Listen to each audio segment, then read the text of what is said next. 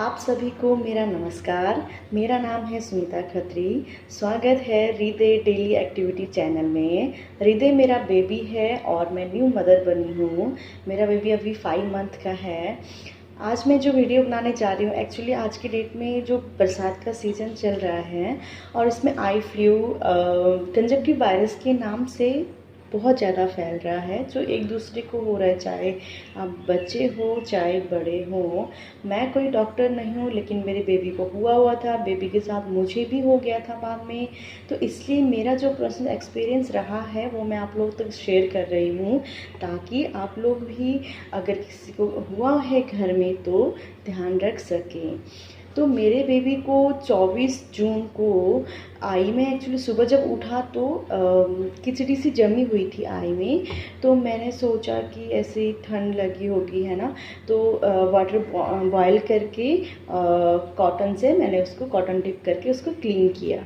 उसके बाद धीरे धीरे धीरे शाम तक रेडनेस आ गई थी आई पे। तो मुझे लगा कि शायद जैसे बड़े बुजुर्ग कहते हैं कि ठंड से भी आई लाल हो जाती हैं, तो मैंने सोचा शायद ठंड लगी, बरसात का मौसम है, इसलिए 1-2 दिन मैं डॉक्टर के पास नहीं लेके गई कि ठीक हो जाएगा करके। तो उसके बाद देखते देखते जो आई में स्वेलिंग स्टार्ट होगी। पहले एक आई में थी, फिर धीरे धीरे दूसरे में भी होगी। तो मैंने सोचा फिर कि ये ठंड की वजह से नहीं है, मैं डॉक्टर के पास ले जाती हूँ। सबसे पहले मैं डॉक्टर के पास ले गई, तब मुझे एक मेडिसिन आती है टोब्रामाइसिन करके, हर जो आई इन्फेक्शन वगैरह में दी जाती है, तो वो दिया, उसको डालती रही जैसे डॉक्टर ने बोला था। उससे ठीक नहीं हुआ। एक्चुअली मेडिसिन अच्छी है, मैं ये नहीं कह रही कि मेडिसिन बुरी है, वही मेडिसिन चलती होती है, उसके साथ एंटीबायोटिक देते हैं डॉक्टर। लेकिन मैं बता रही हूँ कि उस टाइम जो मेरे साथ हुआ वो एक्सपीरियंस शेयर कर रही हूँ। तो उस मेडिसिन से ठीक नहीं हुआ। 4-5 दिन डालने के बाद भी वैसे ही रहा, इनफैक्ट बढ़ता गया।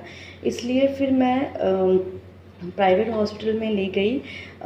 मैं नाम नहीं लेना चाहूँगी हॉस्पिटल का, हॉस्पिटल काफ़ी बड़ा है, काफ़ी नाम है, तो वहाँ ले गई मैं। तो वहाँ पर एंटीबायोटिक वगैरह काफ़ी दवाइयाँ दी गई और उन दवाइयों को मैं 1 हफ्ते तक डालती रही। और वहाँ पे एक डॉक्टर थे, लेडी डॉक्टर, उन्होंने मुझे डेली दिखाने को बोला था। उन्होंने सजेस्ट किया कि डेली आप फॉलोअप पे लाना, क्योंकि बेबी है, छोटा है, वो बता नहीं पाता कुछ, लेकिन दिखाते रहिए ताकि कोई सीरियस ना हो। तो मैं डेली लेके जाती थी, हफ्ते तक लेके गई। और उन्होंने मुझे पहले बोला कि नथिंग टू वरी, ठीक हो जाएगा, नॉर्मल है। तो हॉस्पिटल लेके जाती रही और दवाइयाँ भी मैं टाइम पे डालती रही। 1 हफ्ता हो गया, लेकिन आई जो है स्वेलिंग बढ़ के यहाँ तक हो गई है, और जो पलकें वो खुलती भी नहीं थी, ऐसी हालत हो गई थी दवाई डालने के बावजूद भी। उसके बाद सैटरडे था, मैं शाम को लेके गई डॉक्टर के पास। तो डॉक्टर कहते हैं मुझे कि वो खोलने की कोशिश कर रहे थे आई, तो उनसे खुला नहीं। एकदम से कहते ओह नथिंग टू सॉरी, वो कहते oh I am not comfortable with this eye. Oh my God, मैं शॉक्ड हो गई। 1 हफ्ते से मैं उसी हॉस्पिटल में चेक करवा रही हूँ, डेली लेके जा रही हूँ। उसके बाद डॉक्टर कहते हैं कि आई am not comfortable with this आई। अब उस टाइम मेरे ऊपर क्या बीता मैं नहीं बता सकती, कैसे शेयर करूँ, है ना, एक मदर ही समझ सकती है। 5 मंथ का बेबी है आपका, और पस टाइप का कुछ जाली सी लेयर जमी हुई थी, यहाँ तक हो गई थी आई। मैं दवाई भी डालती थी तो अंदर तक जाती थी, नहीं जाती थी, मुझे नहीं पता। मैं कोशिश रहती थी कि मैं डालूँ खोल के, लेकिन नहीं हो पाता था। तो ये सब होने के बाद फिर मैंने उन डॉक्टर से पूछा। एक्चुअली डॉक्टर ने एक टेस्ट भी लिया हुआ था, तो डॉक्टर कहते कि या फिर आप ऐसा कीजिए, कल सुबह रिपोर्ट आ जाएगा, रिपोर्ट का वेट कर लीजिए। तो मैंने उनको बोला आप आँख देख नहीं सकते, आप कंफर्टेबल नहीं हो, लेकिन मैं 14-15 घंटे पड़े हैं अभी तो सुबह होने में, मैं कैसे वेट कर लूँ, तो आप मुझे बताइए। तो कहते कि आप ऐसा कीजिए, मैं पीजीआई में ही रेफ़र कर सकती हूँ, आप पीजीआई दिखाइए।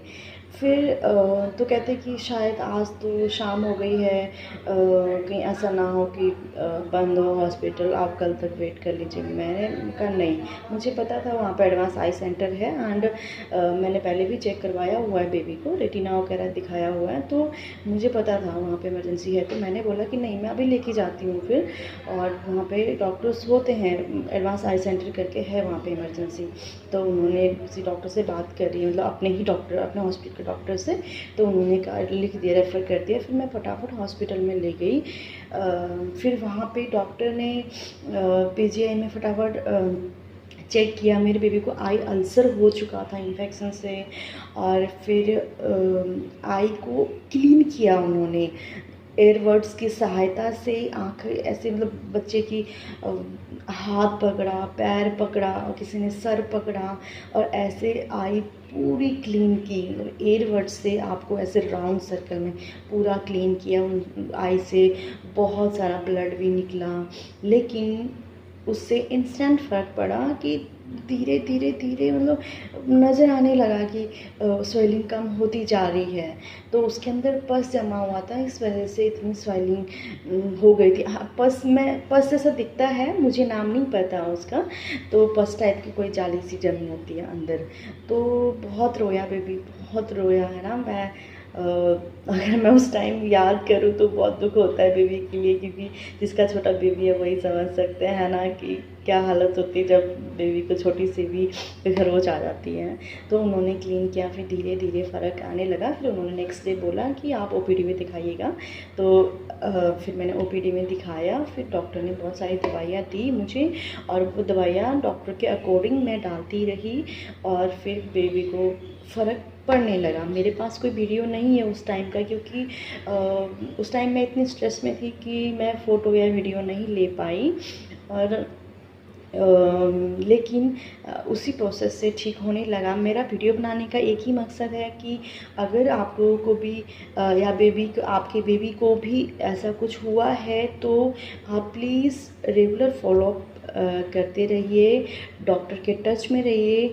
लेकिन दवाई डालने के बावजूद भी अगर फ़र्क नहीं पड़ रहा, आपको लग रहा है कि स्वेलिंग या रेडनेस या कुछ भी बढ़ रहा है, तो आप प्लीज़ सेकंड ओपिनियन ज़रूर लीजिएगा। क्योंकि मेरे साथ भी वही हुआ, हफ्ते 10 दिन मैं डालती रही, है ना। उसके बाद ठीक नहीं हो रहा था, जबकि डॉक्टर बोल रहे थे कि बहुत अच्छा हॉस्पिटल है, एक नाम है हॉस्पिटल में, उसके बावजूद भी नहीं हो रहा था ठीक। तो मैं यही सजेस्ट करूँगी आप लोगों को। मेरा वीडियो बनाने का एक ही मकसद है कि आप लोग बार बार हाथ धोइए अगर बच्चे को इन्फेक्शन हुआ है। और हाथ मत लगाइए आई पे। आई अगर चिपकी हुई है, पलके चिपकी हुई है, किस्टी जमी हुई है, तो आप कॉटन बॉयल करके भी क्लीन कर सकते हैं।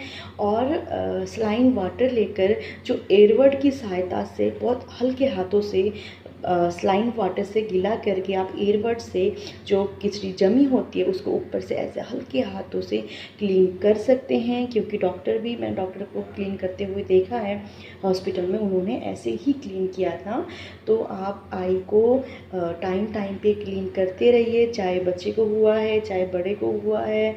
अगर बड़े को हुआ है तो आप आइसिंग भी कर सकते हैं, डॉक्टर सजेस्ट करते हैं इसके लिए।